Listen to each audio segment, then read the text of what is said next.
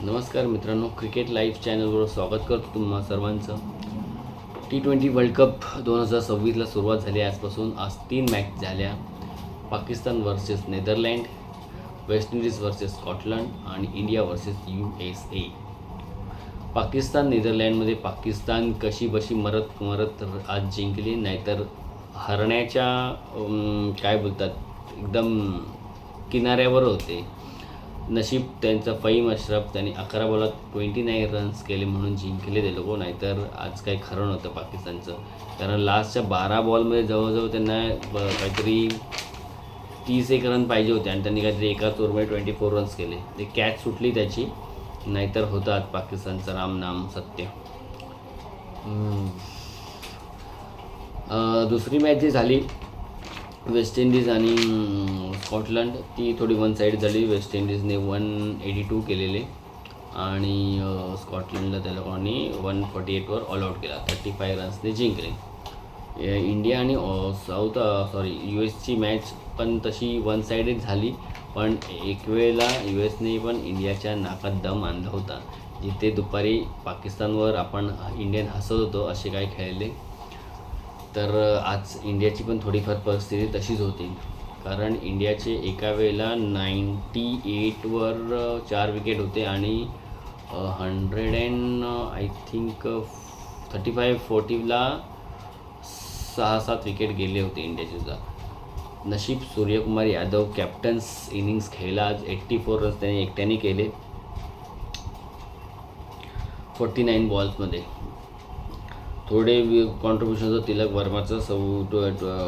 16 बॉलात 25 केले आणि आपला ईशान किशन 20 रन्स केले, त्यांनी पण काहीतरी 15-16 बॉलमध्ये.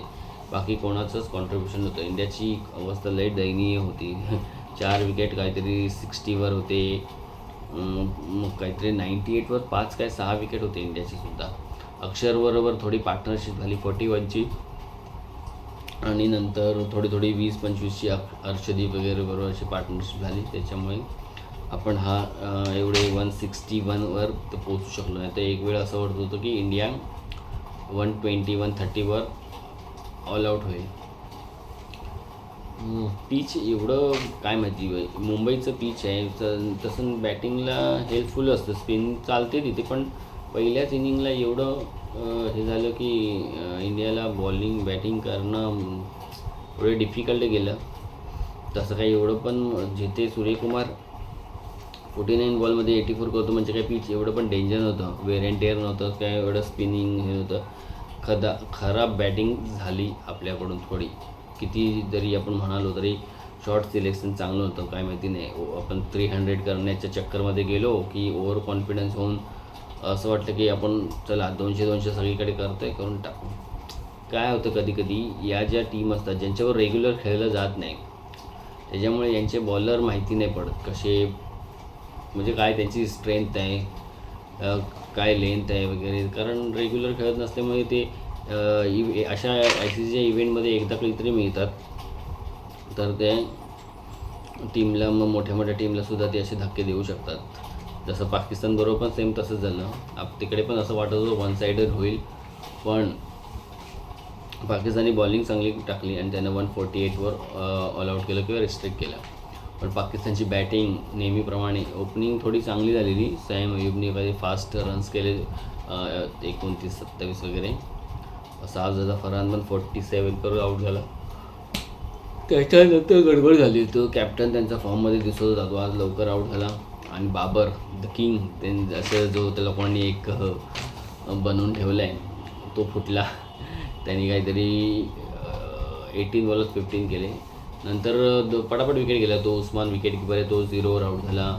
मोहम्मद नवाज चांगला ऑलराऊंडर आहे. शदाब हे लोक काहीतरी 4-5 रन करून आऊट झाले. तर एक मस्तपैकी एक गुच्छामध्ये विकेट गेले त्यांची. त्यामुळे पाकिस्तान पण एक ट्रबलमध्येच होतं एकदा. फहीम अशरफने थोडं पेशन्स दाखवून चांगली इनिंग खेळला म्हणून 19 पॉईंट काहीतरी 2 ओव्हर्समध्ये जिंकले ते लोक.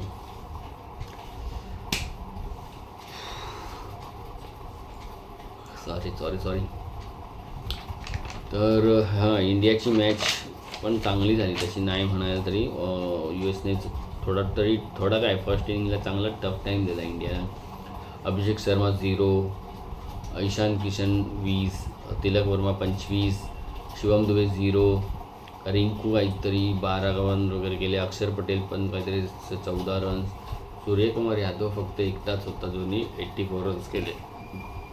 बाकी हार्दिक पांड्या काय एक चांगला शॉट 4 केला.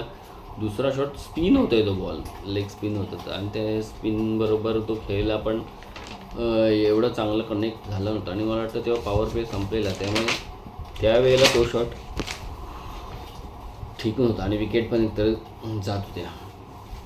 तर थोडंसं काय बोलणार त्याला, सिच्युएशनप्रमाणे खेळले नाही. सूर्यकुमार सिच्युएशनप्रमाणे खेळला.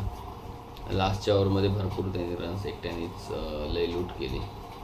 त्यांचा जो बेस्ट बॉलर नेत्रावलकर, जो मुंबईचाच एक एक्स प्लेयर होता जो तिकडे जाऊन खेळतो आहे, त्यालाच काहीतरी 60+ रन मारले. बाकी त्यांचा जो एक बॉलर आहे, काय त्याचं नाव कठीण आहे, शेडले, त्यांनी 4 ओव्हर 25 रन देऊन 4 विकेट घेतले. आणि हरमित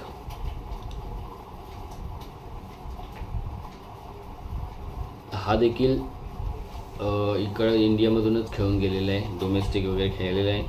त्यांनी देखील 4 ओव्हर 26 देऊन 2 विकेट्स घेतले. बॅटिंग US कडून तेवढी चांगली झाली नाही. टॉप स्कोरर त्यांचं होते जे 37 दोघांनी केले, पण एकाने तर रन बॉल केले 31 बॉलमध्ये 37. हा शुभम जो होता त्यांनी 37 केले 22 बॉलमध्ये, त्याचा स्ट्राईक रेट त्याचा चांगला होता. बाकी मिलिंद कुमार त्यांनी 34 बॉल 34, बाकी एवढं काही कॉन्ट्रीब्युशन नव्हतं त्यांचं. विकेट हर्षदीपने घेतले 4 ओव्हर 18 रन्स देऊन 2 wicket. Mohammed Siraj wild card entry, Harshit Rana rule out झाले इंजुरीमुळे आणि सिराजला चान्स मिळाला. लास्ट एक दिवसापूर्वी त्याचं लिस्टमध्ये नाव पण नव्हतं टीममध्ये आणि आला आणि त्यांनी 3 विकेट घेतले. 4 ओव्हर 29 रन्स 3 विकेट. अक्षर पटेल 4 ओव्हर्स 24 2 विकेट्स. बाकी वरुण चक्रवर्तीला एकच विकेट मिळाला आज.